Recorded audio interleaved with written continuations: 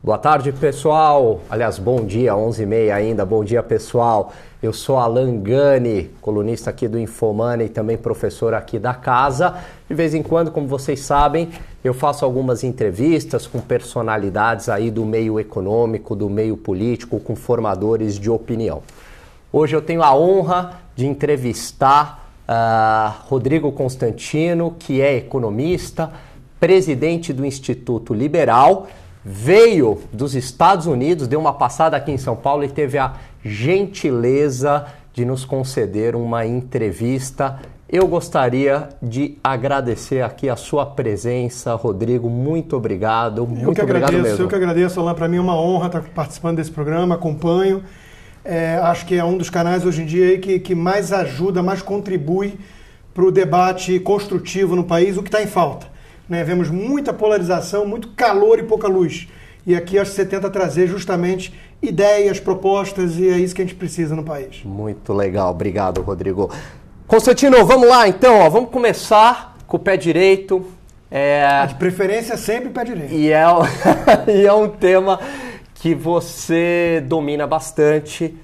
A palavra direita no Brasil, ela está muito mais presente hoje no vocabulário das pessoas, enfim. E de uma maneira menos demonizada, né? Uma palavra que foi muito demonizada no passado, principalmente por setores à esquerda, e hoje não. Muitas pessoas batem no peito e se assumem de direita sem nenhum constrangimento, sem nenhuma vergonha. Afinal, o que é ser de direita? Eu concordo com a premissa, quer dizer, acho que houve aí umas 3, 4 décadas de hegemonia do pensamento esquerdista nas universidades, na mídia, e isso acabou transformando em palavrão qualquer coisa do tipo liberal, neoliberal, conservador, né? Que são os grupos que compõem aí a tal nova direita, né? E aí surge junto com isso muita confusão também, né? Então o que é ser de direita? É o PMDB? Não. Né? É o Bolsonaro? Talvez, talvez não. Há ressalvas. E por isso é preciso identificar melhor o rótulo para não acrescentar ainda mais confusão nesse debate.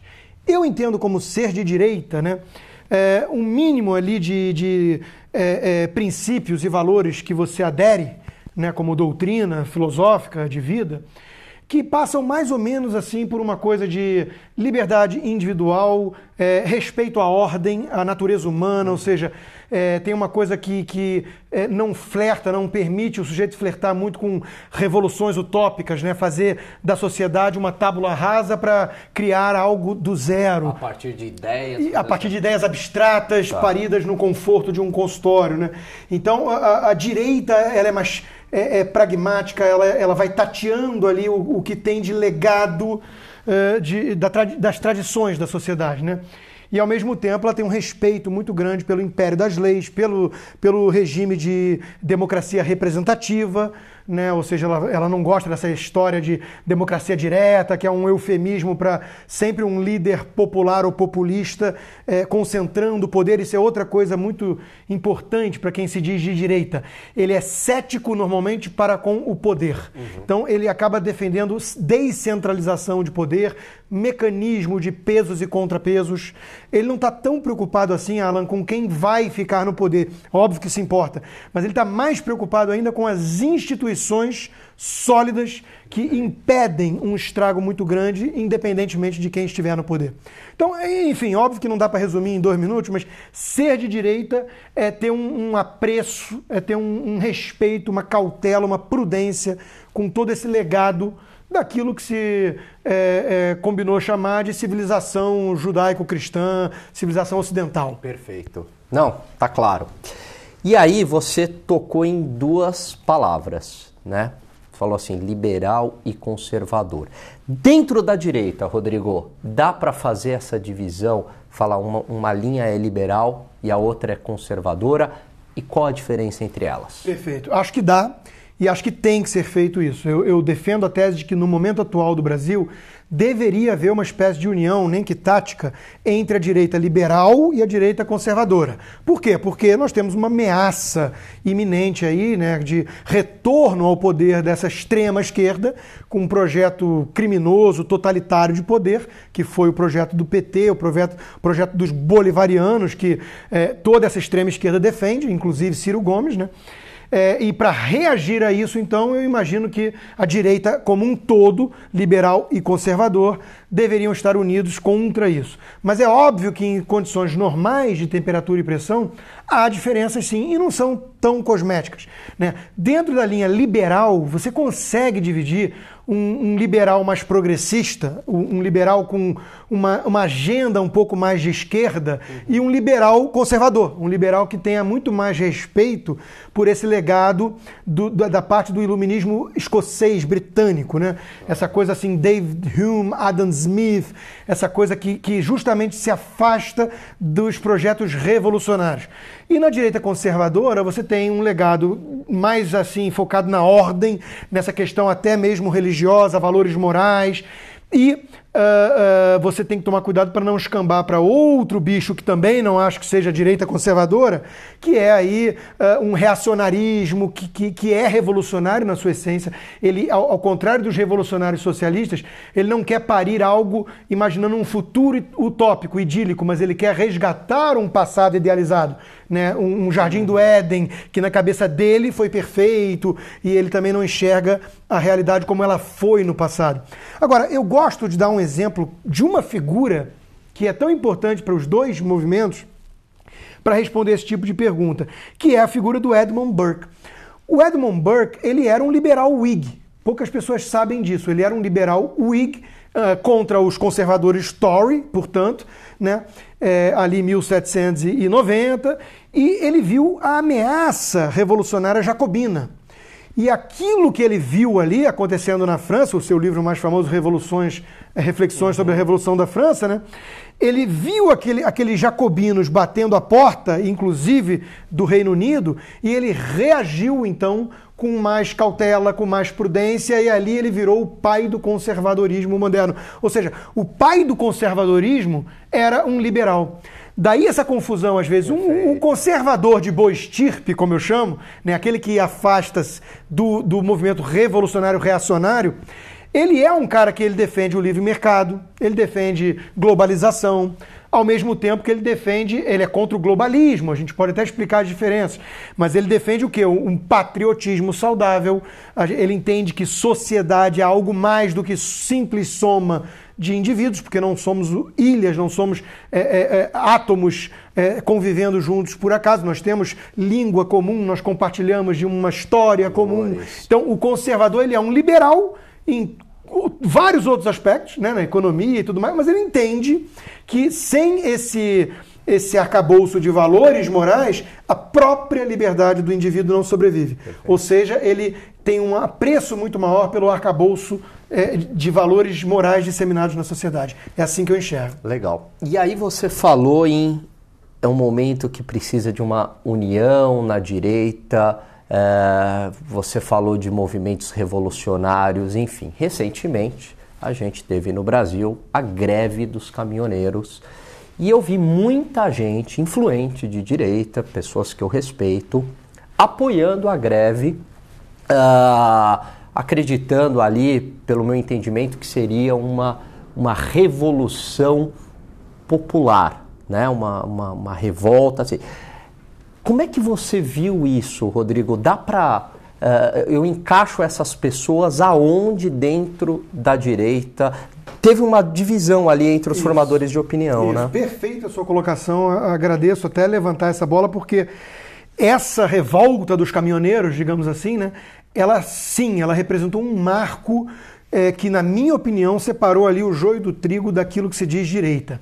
Ficou muito claro para mim ali que há uma direita jacobina, né, uma direita revolucionária, que por motivos legítimos, diga-se de passagem, a Revolução Francesa também tinha pautas legítimas, né?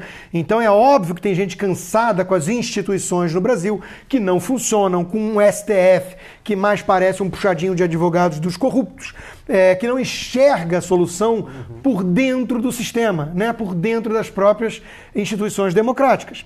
Então eles querem uma ruptura. Eu entendo, eu consigo entender essa angústia e esse anseio, mas eu não consigo concordar com a receita. Porque eu tenho muito, muito medo dessas coisas que a gente sabe como começa e não sabe como termina, né? A Revolução Francesa começou degolando, fazendo o grande terror depois, logo depois, inclusive cortando a cabeça do seu líder incorruptível, Robespierre, Danton e tantos outros, e depois entramos no autoritarismo de Napoleão. Quer dizer, foi um fracasso do ponto de vista de deixar como legado instituições sólidas, republicanas. Enquanto que a Revolução Americana, muito mais conservadora em sua natureza, né, com a figura de um John Adams, de um James Madison, que podiam contemporizar ali e oferecer um contraponto aos mais radicais como Thomas Jefferson e Thomas Paine, né, foi uma revolução que muitos acadêmicos, inclusive, não gostam nem de usar esse termo para descrevê-la, porque foi muito mais um resgate dos valores que já vinha da tradição britânica, né? Então aqui no Brasil a gente viu nessa revolução dos caminhoneiros, na revolta dos caminhoneiros, uma turma flertando com vamos ver o circo pegar fogo e ver no que dá. E isso é uma postura que, eu repito, eu consigo entender a angústia com a solução democrática, né? E como você disse, formadores de opinião e amigos meus e seus, pessoas decentes, pessoas inteligentes, que flertaram com esse caminho, o que para mim denota simplesmente o grau de desespero e de descrença nas instituições brasileiras. Mas eu fiz alerta desde o primeiro dia, e me orgulho disso, porque acho que vimos que ia acabar muito mal, né? E acabou já ali com um custo altíssimo para a população brasileira. Eu tive a postura mais prudente de um Edmund Burke de virar e falar, calma aí, gente, eu posso entender o grau de desânimo, o sentimento de vocês, que vocês estão expressando, apoiando esse troço, mas não é o caminho, não é esse.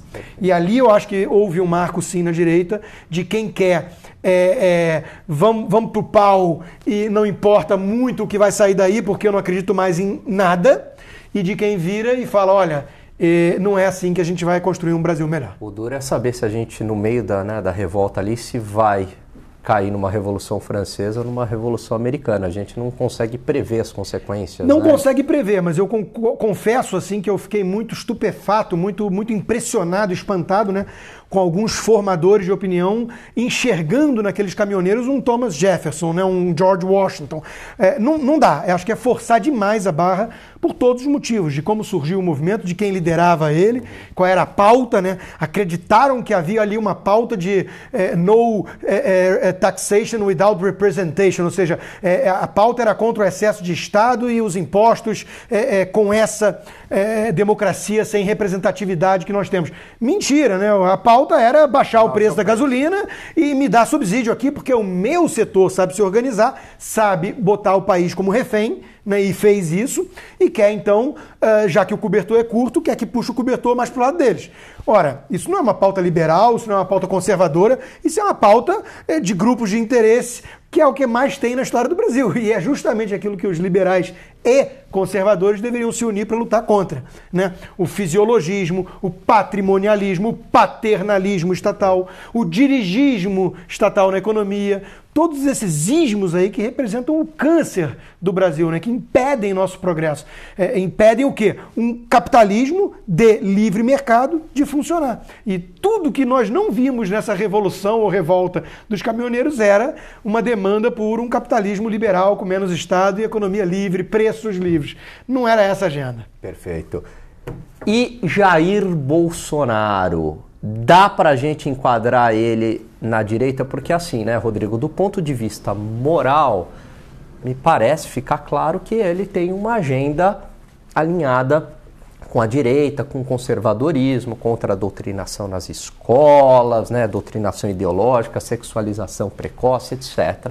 Toda essa agenda aí que a gente já conhece, né, preserva a família, quer a ordem, enfim. Mas do lado da economia, me gera uma dúvida ali, porque algumas votações, inclusive recentes, ele tem votado junto com o PT, junto com o PSOL, a última foi cadastro positivo, né? E aí, como é que eu enquadro ele? Porque do lado da economia, como é que fica? É difícil, é difícil. Eles gostam muito, né, os apoiadores do Bolsonaro, de fazer comparação com o Trump, que ela é indevida, ela é incompleta no mínimo, né? Claro que há um fenômeno parecido Inclusive na economia. É, isso que eu ia falar. Há um fenômeno parecido de outsider, de anti-establishment, anti-políticos tradicionais, né? Apesar do Jair Bolsonaro estar no seu 7º mandato como deputado, e o Trump nunca foi político. E o Trump era um CEO, era alguém que entendia de negócios, o Bolsonaro nunca empreendeu na vida. Tudo isso é verdade. Agora, acho que para por aí as semelhanças, né? E a verdade é que eu trago isso porque o Trump também é difícil de enquadrar. O Trump é um conservador? Não necessariamente. Ele tinha um histórico de flertar com ideias mais liberais no sentido americano, que é mais progressista, né? E mudou em muitas pautas, como aborto, como coisas tradicionais do Partido Republicano.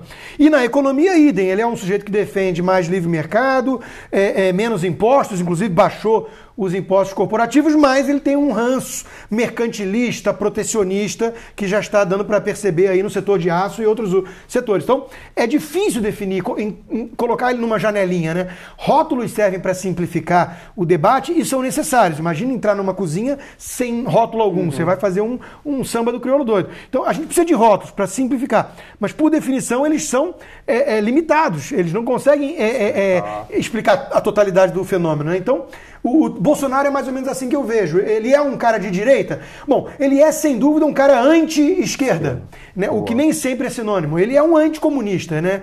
Agora, ele tem ali, obviamente, um veio autoritário em muitas posturas, né? E discursos históricos. Eu acho que as pessoas podem mudar. Né? Muitas pessoas que eu conheço mudaram de forma genuína. Eu mudei, eu já flertei com o libertarianismo mais radical, ateísta, e o meu livro que vai ser lançado esse ano pela Record é justamente Confissões de um Ex-Libertário. Eu virei um liberal muito mais conservador nesse aspecto. Então as pessoas podem mudar. Eu acho que o Bolsonaro pode ter mudado, e essa guinada dele para o liberalismo na economia pode ser real. Ele chamar o Paulo Guedes e montar uma equipe de primeira, eu conheço os economistas que estão fazendo o programa junto com o Paulo Guedes, são todos muito sérios e muito bons, basta ver o currículo, né? PhD em Chicago, gente do IPEA, da FGV, são pessoas muito preparadas e com viés liberal. Então, a princípio, a guinada dele na economia é verdadeira para a direita.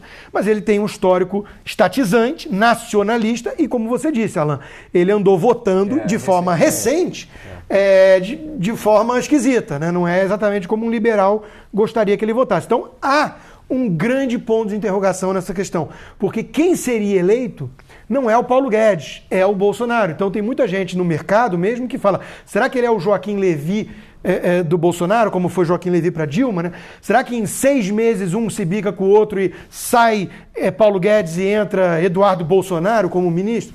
Não sabemos. E se for por aí, é óbvio que não há uma vertente liberal dentro da ala do PSL. Tem ali uma turma que anda com ele, e eu acho que o eleitor e todo mundo tem o direito e o dever de cobrar isso dele. Quem é o seu governo? É mais o Paulo Guedes ou é mais o Alexandre Frota? Né? Uma turma meio direita, sei lá, direita tosca, se for chamar o nome. Né? É uma turma meio sem preparo, sem bagagem cultural e ideológica que seja, e apenas querendo fazer barulho, talvez de olho em poder, né? ou em olho em reagir à esquerda, mas lembrando que o anticomunismo não necessariamente aponta para uma direção correta. Ele apenas é anti alguma coisa, né? A pergunta, né, Rodrigo, é até que ponto vai ter essa autonomia do Paulo Guedes para conduzir a economia? Isso que é a pergunta relevante. Essa é a pergunta de $1 milhão e também, obviamente, como é que seria para executar as reformas no Congresso. O PSL é um partido pequeno, teria que costurar apoio de governo, isso é óbvio. O Brasil não governa pós-redemocratização sem o PMDB, essa é a verdade, né? É o centrão, é o poder moderador que impede de virar Chile porque não quer as reformas liberais, mas impediu de virar Venezuela porque não quis matar as galinhas dos ovos de ouro. Né? Então é um poder estranho ali o PMDB, nosso poder moderador fisiológico. E aí, como é que o Bolsonaro faria com o PMDB? Senta no colo e se junta para governar minimamente com uma agenda de reformas? Ou não? Se não, se for peitar como alguns seguidores mais românticos, digamos assim, que nas redes sociais a gente chama de bolsominions, né? Se forem achar que vai governar sem Congresso, sem mídia, sem o establishment como um todo, né? Bom, aí é um ano para impeachment. Então, o mercado sente essa angústia, esse big question mark, né? Essa dúvida que você trouxe. Então, o mercado está no modo esperando para ver, né? Que seria um eventual governo Bolsonaro, se ganhar, né? Porque aí também temos que discutir cenários políticos, né?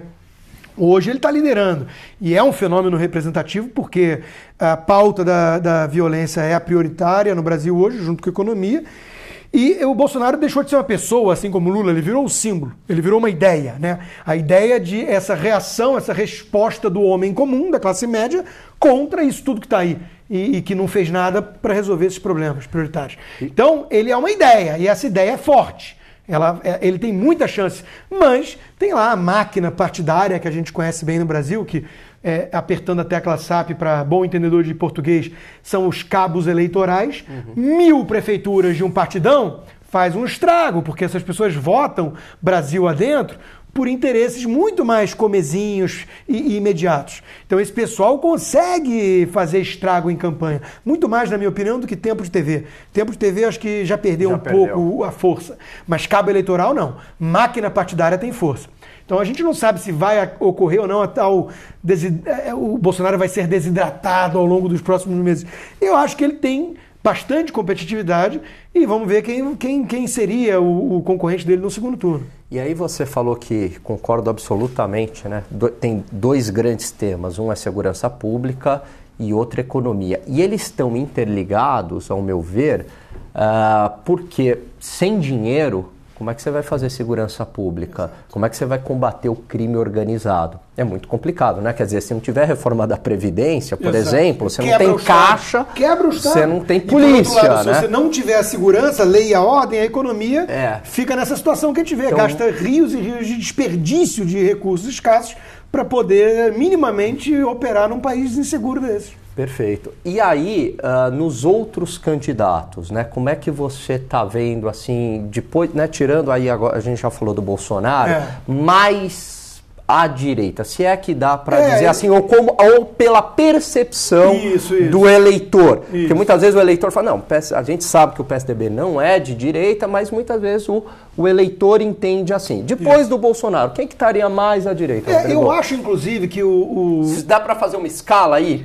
Dá. Eu tô falando dos que tem chance, que é Marina, Ciro e Alckmin. Nesse ano, houve uma coisa interessante que nós tivemos como balão de ensaio vários nomes, independentes ou não, com esse viés, essa pegada mais centro-direita. Vai lá, nós temos o Partido Novo com o João Amoedo, nós tivemos o Flávio Rocha, empresário da Riachuelo, nós tivemos o Henrique Meirelles, que apesar de ter sido ministro do Lula, tem um discurso mais liberal e pró-mercado, nós tivemos vários tentando flertar com esse centrão. E o meu amigo editor, Carlos Andreas, escreveu uma coluna que teve aqui. Excelente. E ele fez uma análise no Globo justamente apertando esse pessoal do establishment, falando assim, vocês deixaram a direita ou o centro-direita vazio e ela foi ocupada por alguém como Bolsonaro. Por quê? Porque falar hoje em dia que o PSDB e o Alckmin são direita não cola mais, porque nós temos redes sociais. E as redes sociais desmascararam a mídia mainstream e suas fake news. Porque nós éramos reféns desse pessoal ao longo de anos, né? E o PSDB fica lá flertando o tempo todo com as pautas de esquerda, progressista, de uma postura covarde, pusilânime para com o PT.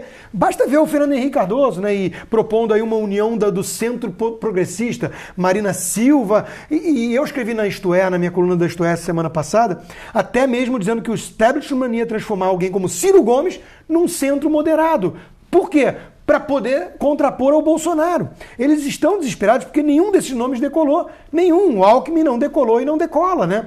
Então, eles estão numa situação de desespero, de pânico, porque de um lado ficou o Bolsonaro competitivo, por representar esse fenômeno que ele se tornou, né, com essa pauta de segurança, e o selo de qualidade dele na economia, que é o Paulo Guedes, né, é quase a carta ao povo brasileiro do Bolsonaro. Perfeito. E do outro lado, só a extrema esquerda, né, o PT, o Ciro Gomes, a Marina Silva. E é curioso, porque a imprensa continua tentando fazer os rótulos indevidos, e isso vai jogando mais eleitor no colo do Bolsonaro, porque as pessoas percebem o truque. Essa semana tivemos aí numa coluna de um cara que foi diretor de redações gerais do Globo, né, o Ascânio Saleme, definindo da seguinte forma os rótulos. Nós temos ao centro os tucanos, o Meirelles, centro-esquerda, o PT, quer dizer, ele botou no centro-esquerda um partido golpista, totalitário, bolivariano que defende o modelo da Venezuela. Centro-esquerda. E esquerda, ele colocou o PSOL e a Manuela Dávila do Partido Comunista Brasileiro. Esquerda. E né? o que é extrema esquerda? Não existe extrema esquerda. Não existe na imprensa brasileira. Eu desafio o nosso telespectador a encontrar na imprensa algo falando em extrema esquerda. Não existe. E por outro lado também não existia a direita. Aí ele pula do centro direto para a extrema direita, que seria o Bolsonaro. Então os leitores percebem o truque, Alan. Então as pessoas estão olhando e falando assim, vem cá, só tem esquerdista nesse troço, me dá algo diferente. Entendi. Quem é o diferente? É o Bolsonaro. Percebe de uma maneira até intuitiva, não? Claro. Que, né? Não é nada muito elaborado. Nada elaborado. Não, é só uma coisa assim, vem cá, esses tucanos já tiveram várias chances de mostrar pro que veio, né? E não convenceram. É isso aí, na hora que tinha que peitar o PT, foi mulher de malandro, né? Para usar um termo politicamente incorreto. E na hora que tinha que defender certas agendas ali com mais firmeza, não estou falando só de economia, óbvio, estou falando até mais de valores morais, essa pauta toda da esquerda caviar, né? Para citar o nome do meu livro, essa coisa que a gente brinca do GNT People, ou o Alexandre Borges, meu amigo, chama de Projaquistão, né? Que é essa pauta que eles acham, nós tivemos que aturar na HBO essa semana aí o Dr. Gregório do Vivier, né, que para pensador político é um ótimo comediante, né, falando do que é liberalismo. Eles acham que a pauta do liberalismo no Brasil é taxar a herança, liberar maconha, drogas em geral, aborto e colocar homem dentro do banheiro feminino. Eles acham que essa é a pauta liberal. Ora, vai concorrer e não vai ser eleito para síndico do prédio, porque vive na bolha progressista e não conhece o mundo lá embaixo, não conhece o povo. Real da população. A demanda real da população é educação de qualidade nas escolas, não essa doutrinação, essa pouca vergonha nas escolas, é saneamento básico que metade da população brasileira não tem, é segurança, como vínhamos falando, transporte, emprego, essa é a pauta da população. Não é essa coisa... O Brasilzão de verdade. Exato. Esse pessoal perdeu o contato com o povo. Quem é que está falando a língua do povo? É o Bolsonaro. Então, ficamos reféns dessa figura difícil de enquadrar e cuja guinada liberal na economia é recente e, portanto, suspeita, e que tem uma ala que, sem dúvida alguma, é uma ala mais reacionária e, por que não dizer, fascistoide na sua postura. Tem uma ala ali que é PT com sinal trocado. Quem vai falar mais alto no eventual governo Bolsonaro? É essa a pergunta que milhões e milhões de eleitores moderados estão querendo a resposta. Perfeito. Rodrigo, estamos caminhando aqui para o final. Acho que é um tema complexo, mas dentro aí de meia hora você conseguiu colocar objetivamente, está claro. Para quem quiser te acompanhar mais, né, ouvir as suas opiniões, eu sei que você está na Gazeta do Povo. Tem um blog na Gazeta do Povo, assinando a Gazeta você tem acesso a todo o conteúdo que eu produzo. Tem uma coluna semanal na Isto É. Sou presidente do Conselho Deliberativo do Instituto Liberal. Nós produzimos também textos, às vezes, tentando sair um pouco do debate conjuntural e defender um pouco mais os princípios, os valores do liberalismo. Né? Tenho meus cursos online que você encontra na cátedra.com.br. Enfim, eu estou sempre tentando produzir conteúdo para contribuir, Alan, como você faz e alguns outros, né, para o debate de quem quer ajudar a melhorar o Brasil. Quer dizer, o Brasil ele é vítima dessas armadilhas que eu me sinto às vezes naquele filme do Murray lá, da marmota, que ele acorda todo dia no mesmo dia, né? Ele tá preso no mesmo dia. A sensação que a gente tem no Brasil às vezes é essa. Quer dizer, a gente está debatendo agora congelamento de preços e fiscais do governo... Voltamos para a década de 80? Voltamos para a década de 80. Chama o Zico para a seleção. Tsunami. É os fiscais do Sarney vendo se o posto de gasolina está mantendo o preço tabelado. Gente, nós estamos em 2018. Ou o Brasil abandona esse ranço esquerdista, intervencionista, dirigista, esses Ciro Gomes da vida, né? Ou nós vamos ficar discutindo sempre essas mesmas bobagens e o Brasil definhando até criar um caldeirão aí, um esgarçamento moral, social tão grande a ponto de ter um clima revolucionário no país de fato. Esse é meu medo hoje. Perfeito. Rodrigo, obrigado pela obrigado tua presença. Você aí pelo convite. As portas estão sempre abertas. Parabéns pelo trabalho. Obrigado. Quando você estiver aqui, dar uma passadinha em São Paulo, vem para cá. Maravilha. Até a próxima. Bom, pessoal, com isso a gente termina mais uma entrevista ótima aqui com o economista, presidente do Instituto Liberal, articulista lá da Gazeta do Povo e da Isto É também, Rodrigo Constantino. A gente vai ficando por aqui. Eu vejo vocês na quinta-feira, às 2h30, no meu programa Tesouro Direto com ganhos turbinados. Até a próxima. Obrigado pela audiência. Um grande abraço a todos. Tchau, tchau.